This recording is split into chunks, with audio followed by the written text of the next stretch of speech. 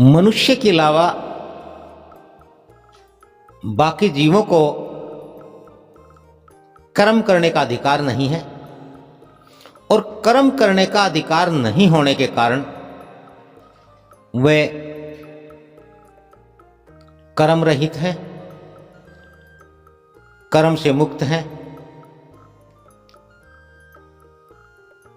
और बंधन मुक्त भी हो जाते हैं। इस बात को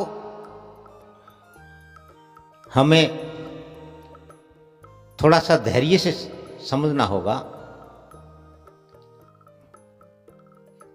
मनुष्य कर्म करता है, मनुष्य को उसके कर्म का फल प्राप्त होता है। वो फल कुछ मनुष्य जन्म में ही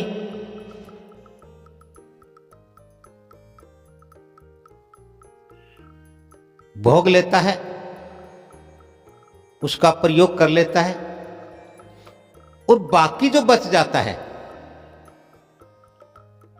जो संचित हो जाता है, वह संचित कर्म मनुष्य को मनुष्य जन्म में किए गए कर्म के आधार पर मिलने वाले अन्य जन्मों में भोगना पड़ता है, उनमें प्रयोग करना पड़ता है। हम संसार के जितने प्राणियों को देख रहे हैं,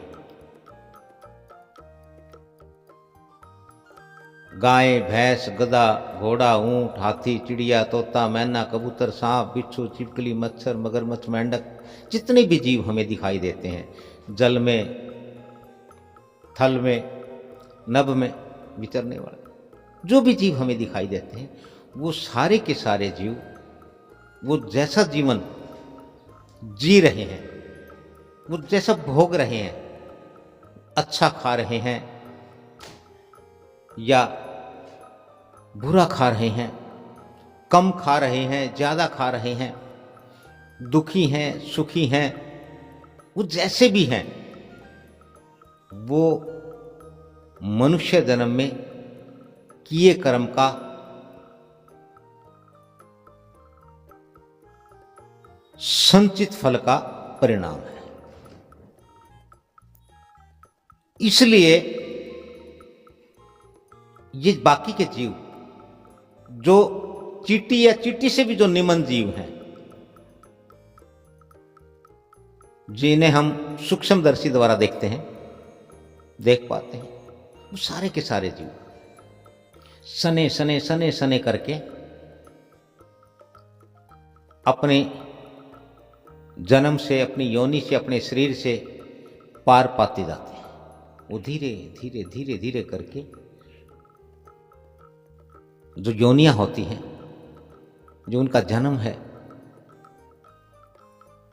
जो उन्हें जाति जो दर्जा मिला है, वे उसको पार कर जाते हैं और ऊपर ऊपर ऊपर का जीव, ऊपर का जन्म प्राप्त करते रहते हैं और इस प्रकार उनके नीचे की योनियां समाप्त होती जाती हैं, कटती जाती है, पार हो जाती हैं, उससे पार उतर जाते हैं। वो वहां दोबारा जाने के लिए नहीं होती। प्रकृति का एक विधान है, अटल है, अटूट है, कि एक बार जो जीव मुक्त हो जाए वह वापस उस योनि में नहीं आता। यह बात खासकर मनुष्य के लिए कही गई है। मुक्त कैसे हो?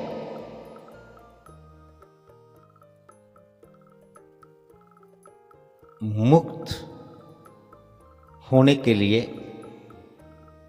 कर्म रहित होना होगा। अकर्मा निकर्मा,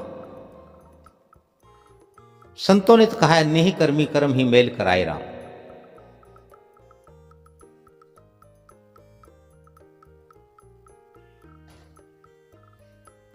इच्छा रहित, कामना रहित कर्म करना।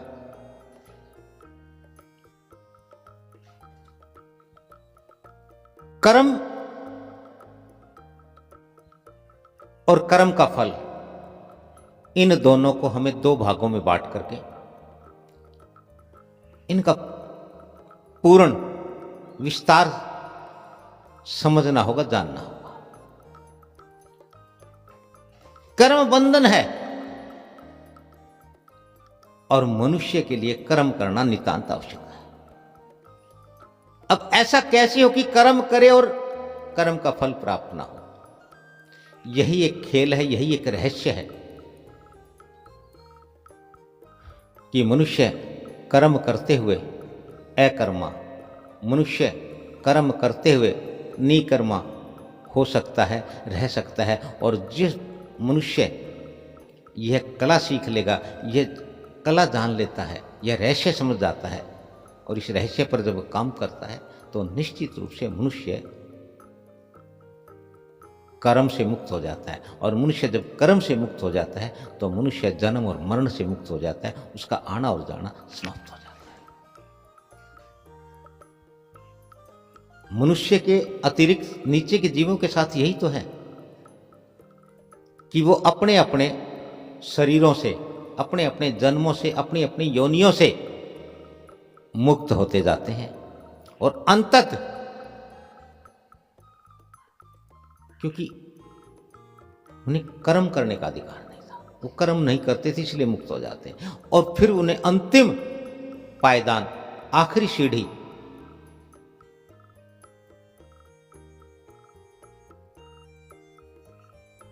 अंतिम जन्म,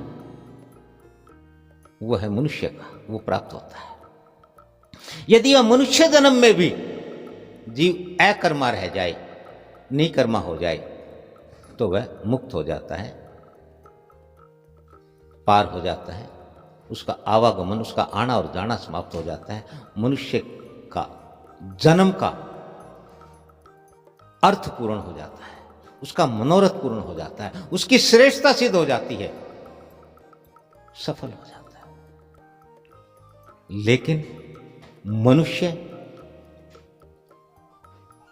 83,99,999 योनियां भोग करके आया, उनसे मुक्त होकर के आया, लेकिन 84,00,000वीं योनि मनुष्य योनि में आकर के वह फिर ऐसा फंस जाता है, ऐसा धंस जाता है कि वह विकारों के कारण, इच्छाओं के कारण, आशाओं के कारण, अनुकूलता के कारण फिर फंस जाता है और फिर वही 84 का खेल उसके लिए आरंभ हो जाता है, शुरू हो जाता है। मनुष्य प्रकृति रचित प्राणी है, मनुष्य प्रकृति प्रदत्त कर्मकर्ता प्राणी है।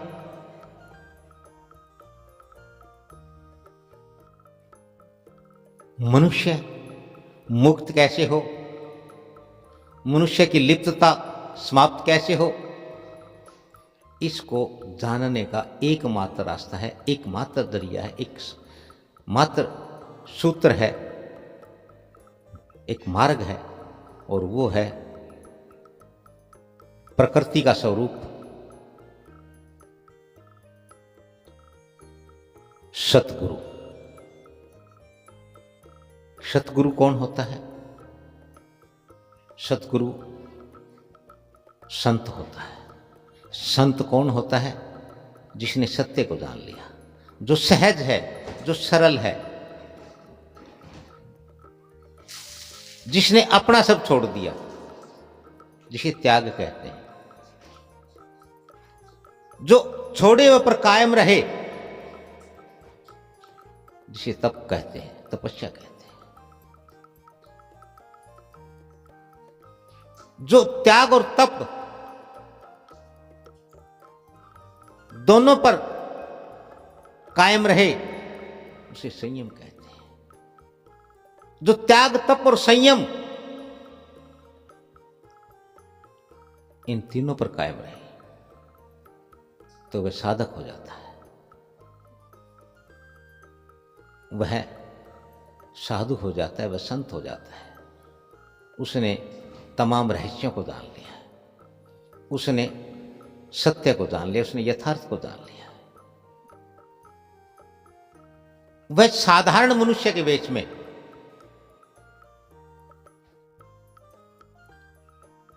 संत होकर सतगुरु का दर्जा प्राप्त करता है।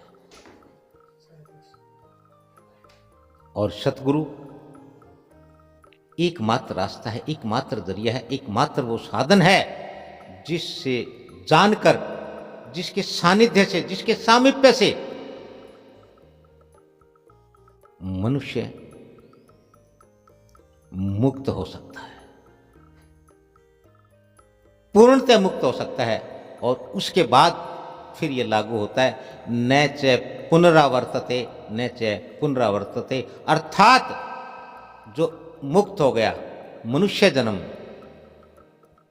वह वापिस फिर इस संसार में कभी लौट करके नहीं आता, किसी रूप में नहीं आता, किसी जन्म जीव के रूप में नहीं आता है। वह पूरी तरह मुक्त हो जाता है, वह उस परमपिता परमात्मा में, वह प्रकृति में समा जाता है, वह स्वयं प्रकृति हो जाता है, वह परमात्मा स्वरूप हो जाता है, वह भगवान हो जाता है, जो सारा इस रहस्य का, इस सारे खेल का मालिक है।